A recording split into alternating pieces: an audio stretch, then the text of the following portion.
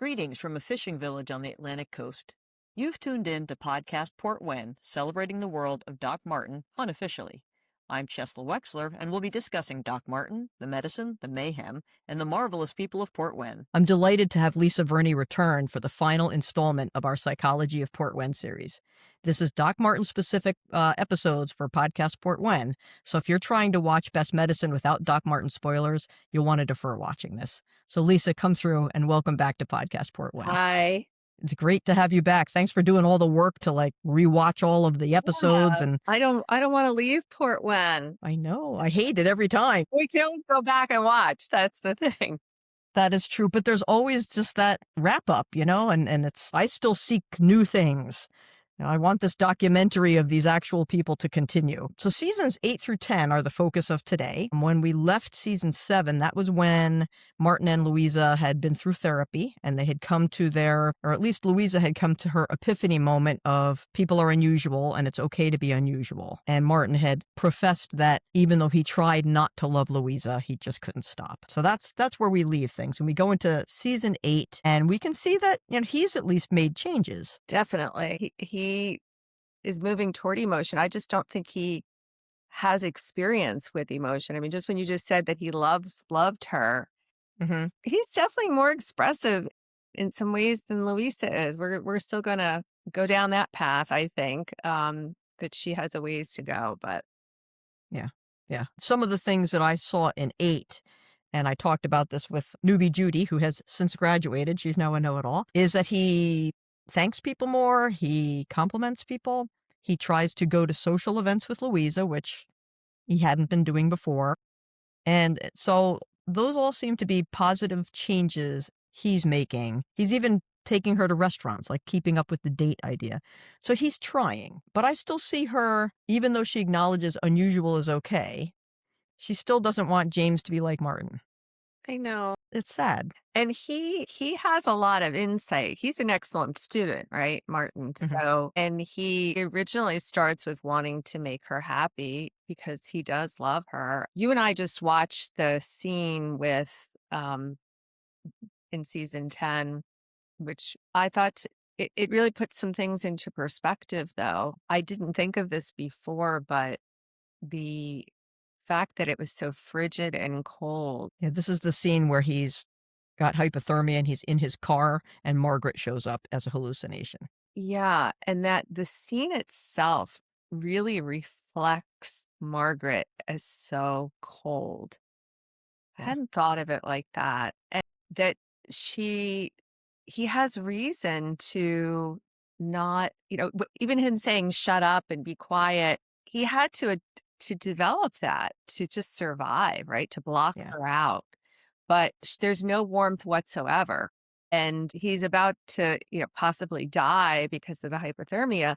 But she really deprived him of the nourishment and warmth that he needed. But the longing is there. We see it in the flashback, right? Where he's looking for them.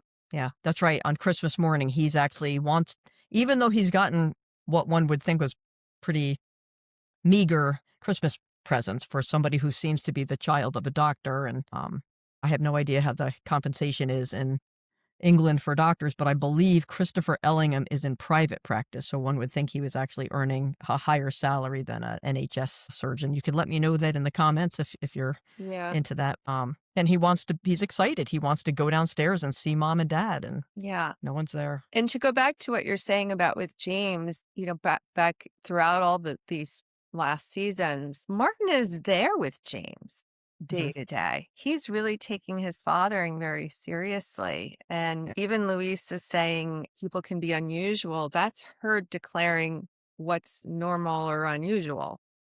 Right. Through her eyes. So that's not great. No. And even in season 8, I do remember there's a little bit of adjustment that they're still both doing with James, because neither one of them seems to want to be that stay-at-home parent, right? I think Martin still has that the woman should stay home with the child mentality that he's had the whole time, which, you can question or say is fine and normal, whatever, wherever you are on that scale. But one would think he's got the higher salary, so it would make sense. And she's more nurturing, so it would make sense. And there's the scene where Louisa's just trying to like shovel yogurt into James while she's not even paying attention to him. Well, there's many scenes like that, right? Where she's Okay. running out, Martin's picking up the slack, he's keeping track of everything. So I really see him, as you said at the beginning of this podcast, he's really developing. Hmm. He's becoming more of a human being, and he's having the experience of being in a good family, Yeah. family he's Yeah. creating. And, he's got Ruth there. The other thing I wanted to say that remember when we first talked in the very first podcast about how I said the village was going to be so significant in terms of them, their development, and then their relationship. We really see that in these end scenes. Everybody is it's a cohesive community. And Hmm. they support each other, and Martin Yeah. supports them too. Yes. There's many instances of this. I'm thinking right away of with Morwenna and the walking her down the aisle, but he takes it all very seriously, Hmm. and we can see why he is so devoted to people's care. And because he didn't learn how to express emotions. I don't think it's a fear of emotion. Don't think he learned how to, or he didn't want to express it the way his mother did, but he did funnel all of that to being a doctor and could care about people that way, which is really a wonderful sublimation. And in some ways, you have to look at the fact that he was the surgeon, right? So the surgeon, generally speaking, has the poor reputation for interpersonal skills in our country and I think in England as well. And then he's forced into this GP thing, and you can see him grow through all 10 seasons. When he arrives in the village, he is got a huge chip on his shoulder. He's angry at the whole situation that he finds himself in. And yet in season 1, you see him trying to put together the marriage that he really didn't break up. Like right in episode 1 between Gilbert and Lady Braiding, it wasn't his fault but he tries to put things back together. He tries to work with with Al and Bert to make sure their relationship is okay. And Al has the IT support job that he gives him even though he doesn't need it. So you see him go from, I would say, more caring at the beginning almost through just his loss of humor rudeness stage where he's rude the whole time, but he just gets to be all rude and no humor for a while. And then in seasons 8 through 10, I think we see more of a tenderness starting to come through with him. And Judy also thought that was the case as well. I'm also thinking now how he came back to Portwenn because he had been there as a child and his aunt was Hmm. there, right? Yes. Yeah. And so there's trauma all the way through for him Hmm. that he hasn't worked out for quite a long time. Even through this whole series, there's more that could be uncovered. Yeah. You were talking about how the village helps these two. One thing that I was looking at last night when I was trying to get ready for today was how much abandoning and abandonment there is across so many people in the village. Oh, so And I had never thought of that till last night. I don't know if that occurred to you, but like Al and Bert, they lose Mary. I think her name is like so his mother and Bert's wife. Poor Al has Elaine and Pauline leave him. Bert has Jennifer mhm. break up with him. Janice jilts Joe at the altar. Clive goes off to the rigs on Sally. Louisa obviously has her mother abandon her and her father off to jail. And Martin, of course, has no parental love at all and just emotional and physical abuse. I had never noticed that before. And I wondered if that was intentional or if that's just how it all worked out. Even Morwenna, right? Morwenna's parents pick up and go off to be missionaries on her. And then here in these seasons, she gets married, they don't make it, and she just always adjusts. I was really feeling for her. I like her character so much. She stays so tender and available regardless of all that, even though she has been abandoned. Well, that's a big piece of trauma that people don't often think about, that it's not just the abuse like we saw with Margaret in those scenes at the end, but that the neglect. I remember a colleague, mentor, psychiatrist telling me that the trauma of neglect is really so significant. And it doesn't have to be impoverishment, literal impoverishment, but it can Mhm. be emotional. Also, the fact that it's this village where people have to leave in a way, that there's this staying or leaving. And it's the life away from the village is very different. than in those communities, right? If they're in London or overseas in Europe, they can go travel. So it's kind of like once they're gone, they're gone. It feels Mm. I haven't, I guess, say more about that because, like, the leaving thing, we see Pauline, I think, is the first person who leapt to my mind when you said that was, I don't want to stay in Portwenn, right? She wants to get away and there's bigger things outside. I guess Eleanor, now that I think of it, right? So Eleanor is Louisa's mom. So she's like, she goes off to Spain was. Spain. Yeah, Spain. But there's, and I guess Danny Steele. Danny Steele's another one who, like, he goes off to London and he comes back, and it's, you definitely get a sense from him and from Martin when he first arrives, right? It's, and Edith, this is this podunk village in the middle of nowhere. There is that element of it could be better somewhere else. And yet a lot of people do stay. And Ruth comes in, right? Ruth settles in.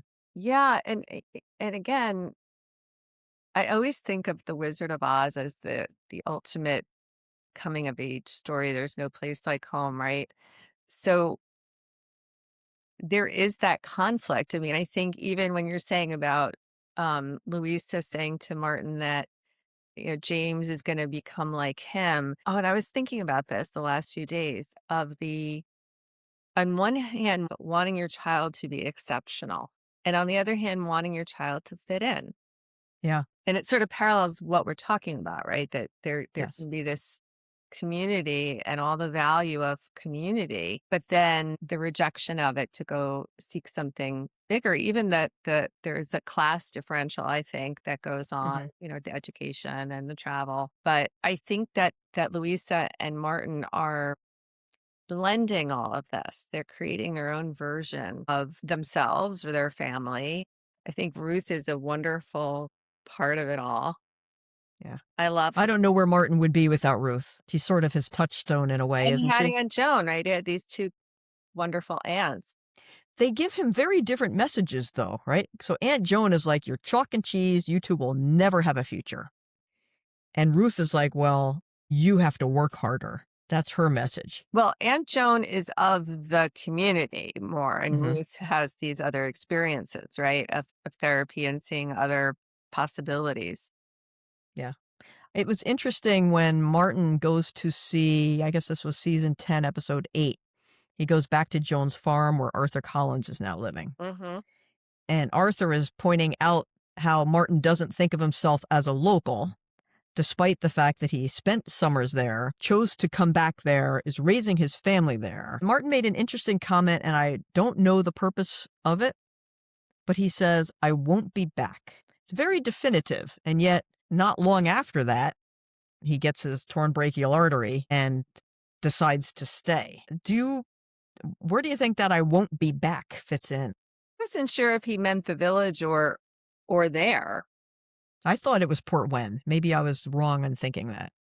Because Arthur was really talking about being, because Arthur had moved in from London. So he was viewing himself as, look at me. I'm now trying to get rid of the craziness of London and coming here, and you're going back to the craziness of London. Right. And I just thought Martin was like, done with Portwenn.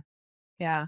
It didn't exactly fit It didn't, I thought. where he is at this stage. Yeah. Yeah. I'm thinking also about that's the scene or the episode where we see the growth chart, right?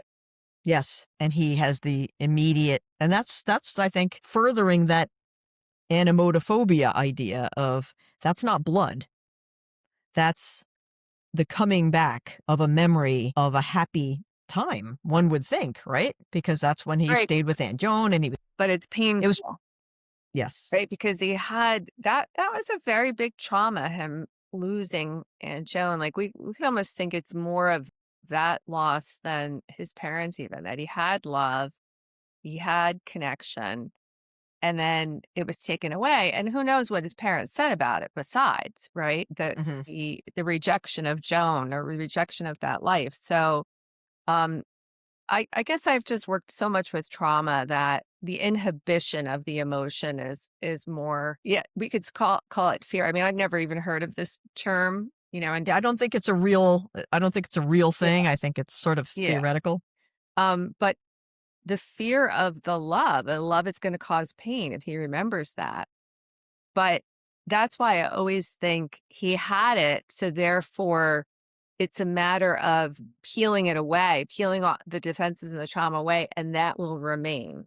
It's Yeah. not like someone who never had any love. I was had a little eye opener, and I hate when I have eye openers that should kind of be obvious. And I would say that I always knew this, but this was just a nice way of hearing it stated. It was basically at church in the sermon this week. The priest said, "Love always has a cost," and it was like, yes, because and the first thing that came to my mind was I love dogs, right? And Martin Clunes loves dogs. Martin Ellingham, not so much, right? Although you do see him progress a little bit. We could get back to that.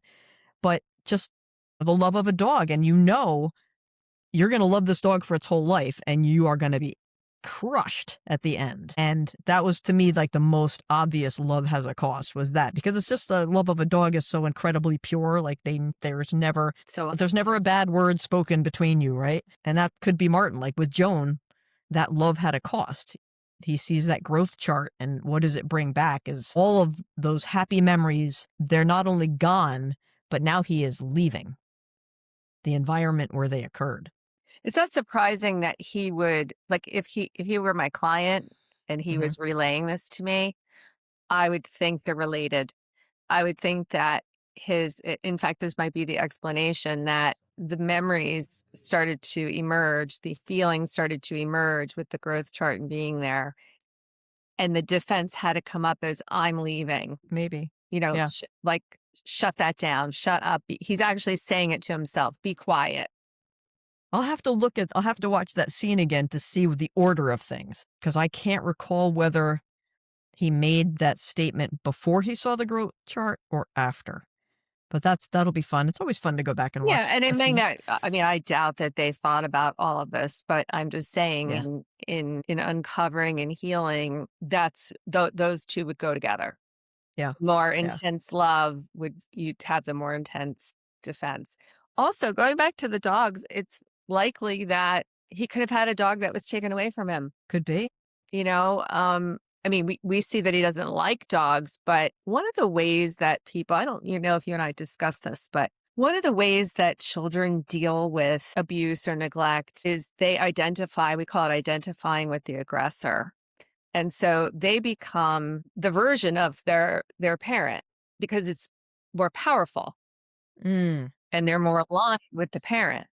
Okay. So that's when you see a child grow up and treat other people the way they were treated. There's repression in that also. They don't want to remember their pain. I know I've said this to you before. They can't have empathy until they feel their own pain. Right. So Yeah. some of the things that he does, he was likely treated that way. I mean, even, how Margaret is in that scene to him, so cold and abrupt. I mean, she's just so cruel in there. So cool. There's just no love at all there. There's malevolence. It's sadistic. Yeah. I mean, just even when he is describing the fact that his organs will shut down, she's the one who's like, "You'll die." And then, "How long do you have?" You know. And you asked me if it's a projection. So that's there too, right? Because if you reverse it, he isn't upset that she died on one level. It's all the things. Mhm. Did he would if he was in deep therapy, he would get to the point of grieving that he didn't have a mother or remembering positive things if there were any, but he also would have to feel all that aggression. And so Mhm. there's, relief in that. And it's very complicated, the unconscious. There's no timeline. Who is who's who is always changing. Yeah. So it's sort of more of the theme of the scene and Mhm. kind of what comes out of it, and that he's determined to survive. And he Yeah. doesn't accept what she says about, what his unconscious is saying about his worry about James. He doesn't accept that. True, which is good. Yeah. But I was thinking that he might be projecting his concern about losing James and Uh-huh. it's coming out just in this hallucination. And I like the fact that no, I'm not, right? Like And he's I'm not. In yeah. real life, And not. And it's really the I am not my parent. James will not be like me, and I will not be my parents Mhm. or my father, which is a recurrent theme. And he already had made a decision over and over to stay put there, right? Mm, To yeah. be in this, one little surgery where you were in, they're all living there. There's a lot of life. I mean, it's really quite lovely, right? People are coming in and out, and Hmm. he he seems like he's tolerating it sometimes, but he's in this very warm environment. Yeah. True. And if you look back across all 10 seasons, you see in episode 1, he's leaving. But Bert basically talks him into stay. Bert, with a combination of the fact that Louisa would like him to stay, right? So she's gluing him to that area all the time. And then he's going to leave again when Louisa's not in Portwenn anymore, after she leaves after the wedding that wasn't. But then he stays, even though he could go back with Edith. Then the baby's born and he stays.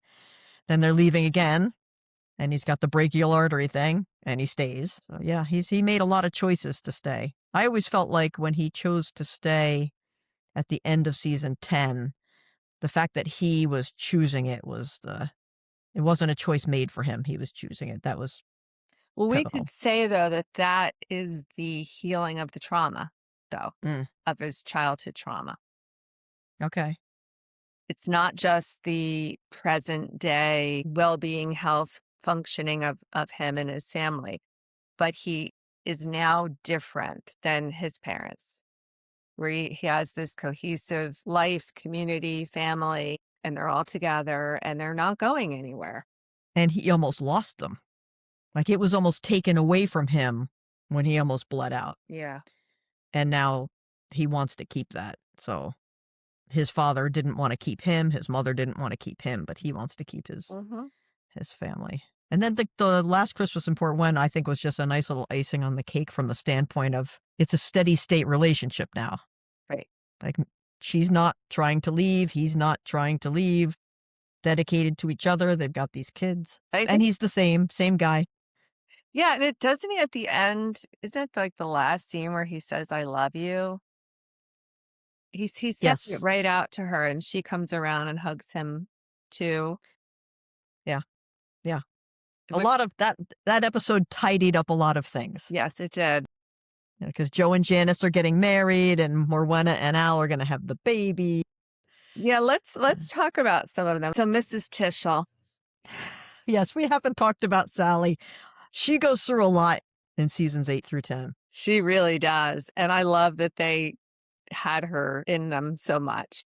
Yeah, yeah. Every time. She doesn't she have a date? Well, first of all, she loses Clive. Yeah. And that's a really good example of repression right there and denial, Yeah, right? That she just cuts off, and then how grief can be so strange, how it manifests, and she's talking to him, um and yeah, the relationship with Ruth and Sally, and Ruth tending to her is really I think, even though yeah, yeah, they're not in a consultation room. yeah. Ruth is trying to give her advice, and I thought it was funny when I guess she must have offered at one point if Sally needed to talk, and then Sally comes to Right. find out how she should dress for a date. That Like, was I really great. didn't Yeah, mean this. that was great too. Well, Yeah. there were so many parts of it. Do you have any questions for me about that? About Mrs. Tischel? With Mrs. Tischel, I had in my head that she never stops loving Martin, right? She has a crush on him to the end, even to the point where she's kissed him. And then when she apologizes for kissing him, but perhaps not. Perhaps you would want to elope and we could be together. Like, and she has a shrine, right? Or she still has a shrine to him.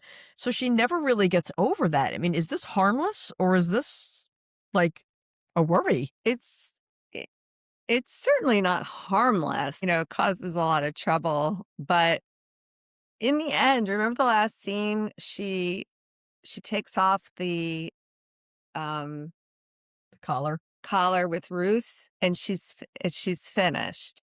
She's Yeah. finished with the crush too, I think. That's the implication. Yeah. I could see her going back to Ruth and saying, I left that lovely pin on my collar. Can I just get that back? Like, was she really gonna leave that behind, that Yeah, necklace, but that neck brace? But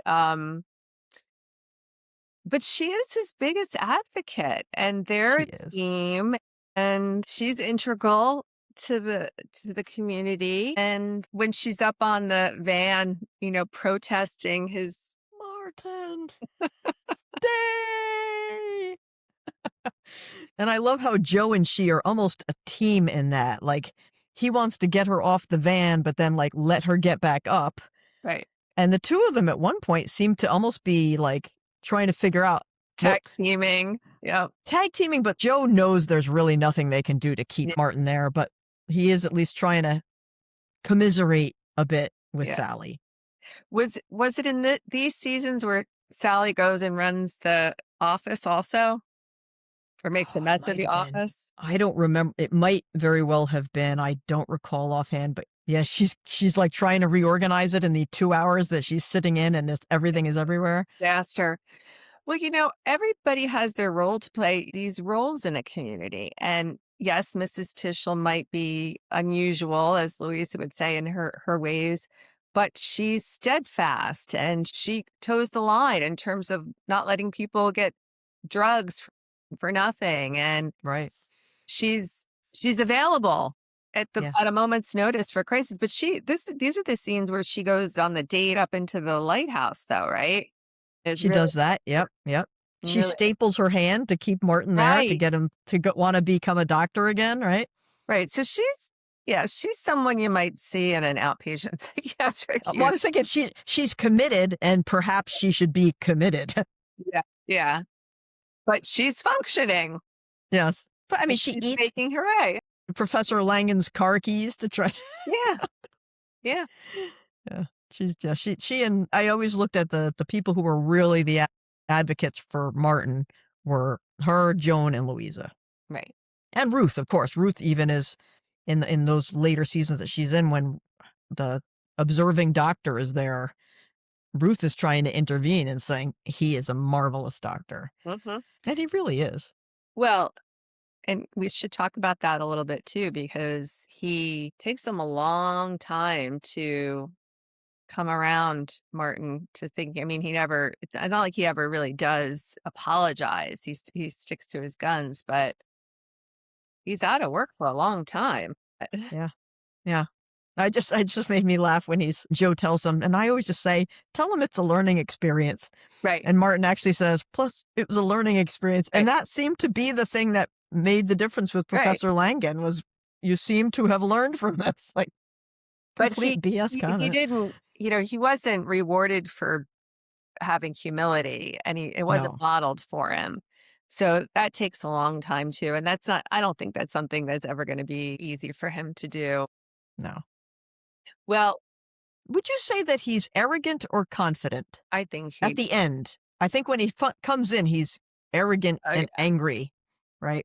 At the end, I don't think of him as he's rude. yeah, He'll always be rude. Like, this man will never learn social skills. It's just too late. He right, might get a little better or pretend, yeah. but it's never going to be natural. And he has such a role. So of being in charge as the doctor, and he's not just the Mhm. doctor, he's the public health servant too. So he's always on watching what's going on all over the place. Yeah, I Yeah, I don't wonder know if that that's actually a function that a GP in England serves, or if that's just an artifact of the show. yeah, I don't know either. So he's never really out of that role. So he does have the authority to tell people what to do and to instruct. And I don't know. I don't see him as arrogant. Now, Joe Penhale, that's where I think Martin, I don't like how Martin is with Joe. Hmm. That's where I feel I don't admire that, because he really doesn't give him a bone ever. One bone. Tell me. When Joe brings the completely inappropriate cuckoo clock to Martin as a gift Oh, yes. to replace all those old knackered clocks, Yes. Martin accepts it kindly and even calls him Joe and says, "Thank you, Joe." So I think he was touched by that. Yeah. That's a big improvement. Yeah. Yeah. But Penhale, he's so inept. For somebody who's as competent as Martin and somebody who's so inept as Joe. And in a way, Joe's the one who's always calling them the dynamic duo. And Martin wants nothing to do with that. But from a village sense, at least for a plot of a TV show, you figure the law enforcement guy and the medical guy are something of a team. Well, they're both also they both don't have very good social skills. But Penhale has a different version of poor social skills where he doesn't read cues accurately. He doesn't adapt, but he also knows he kind of knows he's not so adept. No, you don't think so?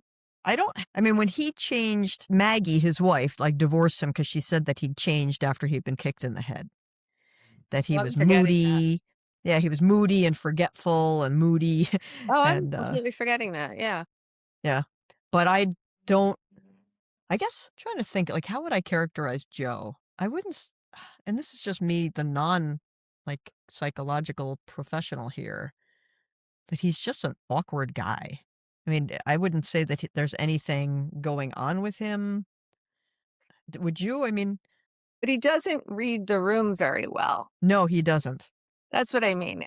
And yet, he also knows he doesn't. Does he? I think so. Like, he's always messing up and sort of bumbling. He knows he has no friends, and I think that bothers him. But then he ends up with friends because he's got Janice and Al and Morwenna. So Yeah. he ends up with some friends. But, like, I'll never forget, these people who watch these videos are probably tired to hearing these, but there's just a great exchange between Joe and Ruth where he's like, he doesn't really have friends. He's got Al and Martin, and they're well. And Ruth says, imaginary? Right. I remember I looked at your note with that and I cracked up because And Joe's like, busy? you wrote that out in your notes. Yeah, and I still remember, like, I mean, I've got they it both memorized at wrote this point. just great lines, didn't they? The writers of the show were phenomenal. Yeah. Yeah. I hope they're on to good things, because any show that gets those writers Yeah. is in good shape. If we look at the whole season now, we've talked about seasons 8, all the seasons kind of on their own. But if we look at the whole series, to what extent do you think Louisa and Martin have grown as Oh, people? so much. Also, I think time together really helps too. They've gone through a lot of things together. They've Hmm. parented, they've worked, they've gone through all these crises. So you hope that builds mutual respect and understanding. I think Luis is softened. Okay. I was going to ask specifically what you saw in Louisa as I a. think she's softened. She's also busy, right? She's a busy mom. Yes. You wrote too about the dog. She's the alpha to the dog. And I made a note about that because in some ways that was their challenge, right? Who was going to be alpha in the relationship? Interesting. Yeah. Louisa, they were both alphas in their lives. So how they were going to be a team and take turns with that.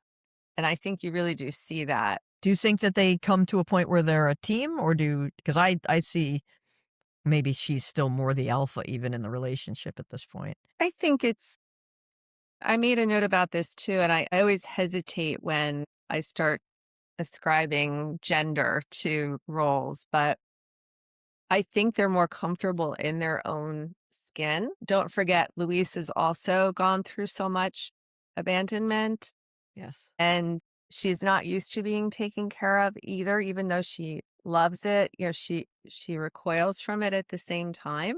Hmm. Yeah, she does not want to be dependent because she's gotten burned every time somebody who was in charge just left her.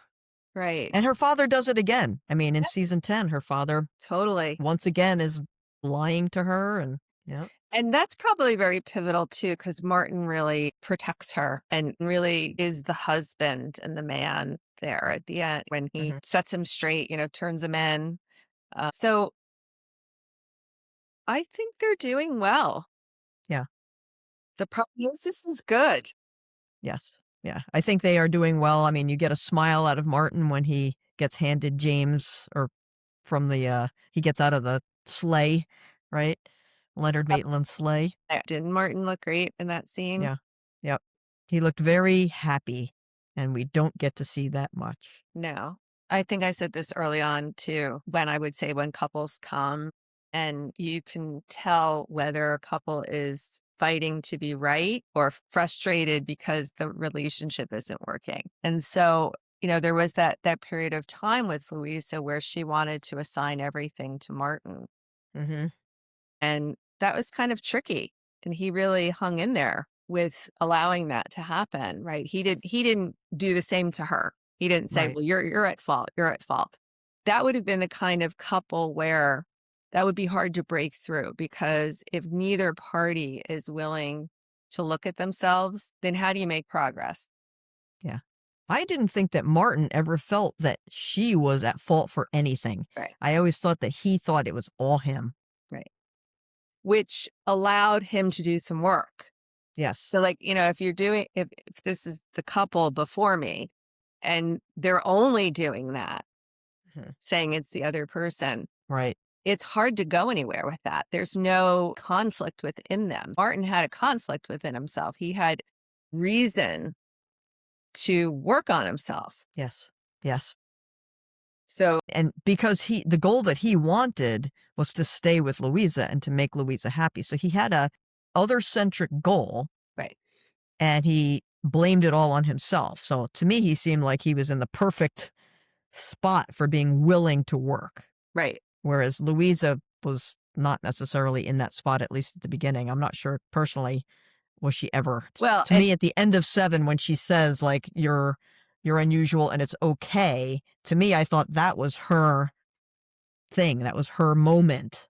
But I didn't see a lot of follow through after that. no, that allowed her to stop s- assigning him as the problem, right? Okay. So that was a pivot there that gave Hmm. some room, some potential for them. And there were things going on with her. I know we talked about it. I don't remember what it was that allowed her to do that. She had made some Hmm. growth. And don't forget, Ruth was very important as the not in the room therapist with them. So Ruth was working on Louisa Yeah. and Martin was working, but you have someone come in like Martin who is very unhappy and he has a lot to lose and he's very determined and he's an excellent student, right? And Hmm. his intellect can get him far in terms of at least understanding the work he had to do. And then she becomes happier. I mean, the life is happier. She gets the life that she wants. Hmm. And he's very supportive of her. Yeah. Yeah. And I loved at the end in season 10, the regular season, not the Christmas episode, when they are both willing to do what the other person wants. So she's willing to leave the village for this dream job for him. He's willing to stay in the village because it's something that he knows is important to her. That's And that's big. That's excellent. That's actually an excellent way to end, Chesla, Yeah. because that's what you hope will happen eventually. Hmm. It's not that they have to forfeit what they're doing, but that they could see the other person's point of view. Yeah. What a great television series. I recently posted on some social media saying, pushing the podcast, of course, where somebody was looking for a podcast that was for like over 50 people or something like that. And I just said, well, if you're not looking for anything too weighty, we've got a great podcast where we're diving into incredible detail in something that really doesn't warrant it whatsoever because it's just a television show. And yet, what a great TV show to not only inspire people doing podcasts and fan fiction and all the fan stuff, people traveling to Port Isaac for the filming. Just there Yeah. we are. I love talking to you about this stuff. I am so grateful that you put in.